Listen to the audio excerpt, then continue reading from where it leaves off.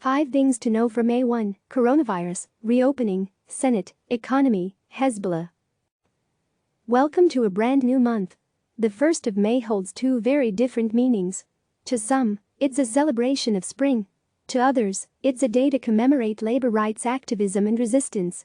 Here's what you need to know to get up to speed and on with your day. You can also get 5 things you need to know today delivered to your inbox daily. Sign up here. 1. Coronavirus. We could be in for another 2 years of coronavirus misery, according to a new report from a team of pandemic experts. There are several scenarios modeled in the report, but all of them conclude with about 60% to 70% of the U.S. population contracting the virus. Whether there's a devastating second wave or a series of smaller ones depends on the country's preparedness. The experts behind the report say the way the virus will stop is by achieving herd immunity, but that's not a universally shared view. In Germany, scientists say herd immunity there would be nearly impossible to achieve. Instead, they recommended bringing infections down to manageable levels and then implementing contact tracing to track and stop the spread of the disease. Follow the latest updates here. 2. Reopening guidelines. The Centers for Disease Control and Prevention has put together a series of guidelines to help states safely reopen to the public. The 17-page document provides guidance under 6 categories: child care programs, schools and day camps, communities of faith, employers with vulnerable workers, restaurants and bars, and mass transit.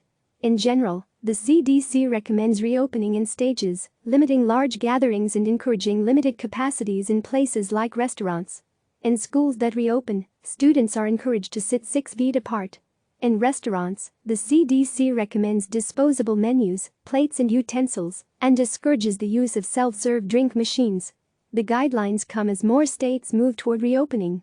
Federal social distancing guidelines also expired at the end of April. 3. Senate. The Senate is eyeing a return to the Hill by the middle of next week, but not everyone is happy with the arrangement. Democratic staffers say the decision by Senate Majority Leader Mitch McConnell to reconvene the body is unpopular, and some senators say it's still too risky, given the state of the pandemic. Still, McConnell has made it clear he wants the Senate to discuss the next economic funding bill and work on confirming more of President Trump's judicial nominees. Senate offices will take precautions to limit the number of people in the chamber, but the Capitol's attending physician says they still lack the capacity to regularly test all senators for the disease. Only people who are feeling ill will be able to get tested. 4. Economy. The Federal Reserve is expanding its emergency Main Street lending program. This means larger companies and those with more debt can tap into funds meant to limit damage from the coronavirus crisis. The program will now accept applications from companies with up to 15,000 employees or up to $5 billion in annual revenue. At the same time, the program will welcome smaller companies. The Fed said the minimum loan size will double to $1 million. The moves come after national restaurant chains such as Shake Shack and Ruth's Chris were slammed for participating in the Paycheck Protection Program, which was intended to aid small businesses. Unlike the Paycheck Protection Program, loans from the Main Street program aren't forgivable. It's still unclear when the program expansion will launch. 5. Hezbollah. Germany has designated the Lebanese militant and political group Hezbollah a terrorist organization and banned any activities related to it. The country's interior ministry says Hezbollah calls for the violent elimination of the State of Israel. The move by Germany comes after a sustained campaign by the United States and Israel to crack down on Hezbollah's activities. Now, the designation could impact Lebanon's coronavirus response. Hezbollah is the leading political and military force in Lebanon. So far, the European Union recognizes the two parts separately, and only the military side is classified as a terrorist group. With this distinction, the EU can politically engage with Hezbollah, which has been key in battling the spread of the virus in Lebanon. If the EU follows Germany's lead and classifies the whole group as a terrorist organization, that critical cooperation could break down. Breakfast bros. NASCAR will return to the track on May 17. The pandemic is the only time in which chasing each other in cars seems like the safest possible sport. Supermodel Gigi Hadid is pregnant. And the dad is former One Direction member Zayn Malik. Good genes, anyone? Sweden is dumping smelly chicken manure to encourage people to stay away from public places. What's that saying? It's not crazy if it works. Oprah struggles to put on a duvet cover in a recent Instagram post for some reason. Knowing even Oprah is bad at putting on duvet covers is infinitely comforting. Anderson Cooper is a dad. The CNN family just got a little bigger. Mazel tov to one of our favorite guys.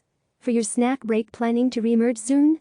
Read this: just because states are loosening coronavirus restrictions doesn't mean you should abandon social distancing and other health practices.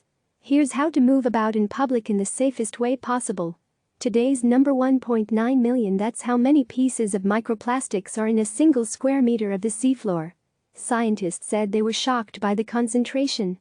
Microplastics are small pieces of plastic found in products like glitter, exfoliants and detergents, and they pose critical environmental dangers.